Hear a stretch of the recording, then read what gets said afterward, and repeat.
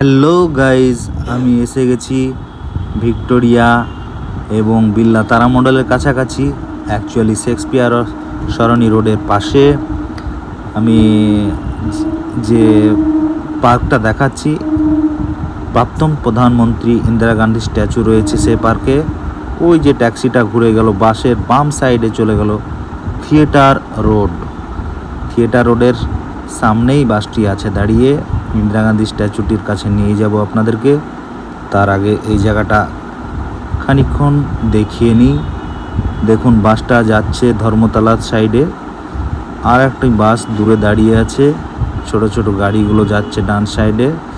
এই বাসটা চললো ধর্মতলার সাইডে, সিগন্যাল দেখাচ্ছে।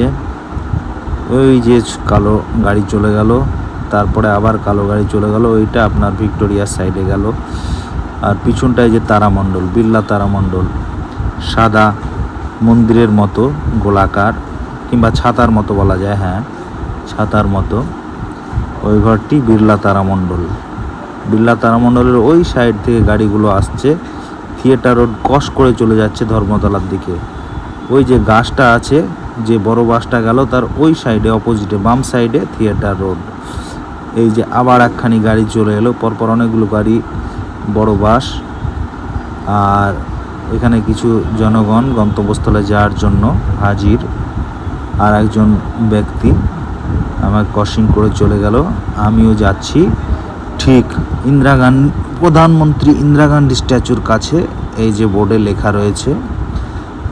পার্কটি খুব সুন্দর। তার সঙ্গে সঙ্গে আমি আবার বাম সাইডে ক্যামেরা বন্দি করলাম, বাসটি চলল।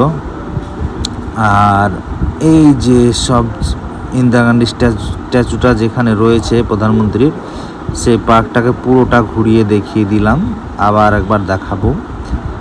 একজন বসে রয়েছে, আরও দুজন বসে রয়েছে।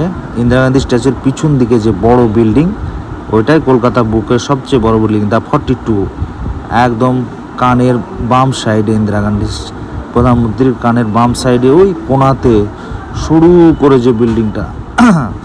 বলতে বলতে সন্ধ্যা ঘনিয়ে এলো, সন্ধ্যা এসে গেল। হালকা হালকা দেখা যাচ্ছে, আবার প্রকৃতির কি খেলা, হালকা আলো এলো ভেসে, মানে সন্ধ্যা আসার সিগন্যালটা দিল। তো এইরকম মুহূর্ত, এরকম সময় বেশ ভালোই লাগছে পার্কটা। বন্ধুরা, আপনারা সঙ্গে থাকবেন। সরি আপনাদেরকে, আমি যে কথাটা বলতে ভুলে গিয়েছিলাম, যার জন্য সরি। আর কে ব্লগে আপনাদেরকে স্বাগত জানাই। আমার ছবি বহুদিন ধরে আমি দিইনি, নিজস্ব ছবি। সে কারণ কি আমি আপনাদেরকে পরে জানাবো। আর বেশিক্ষণ এগাচ্ছি না, আমি এখানেই শেষ করছি। আপনারা ভালো থাকবেন।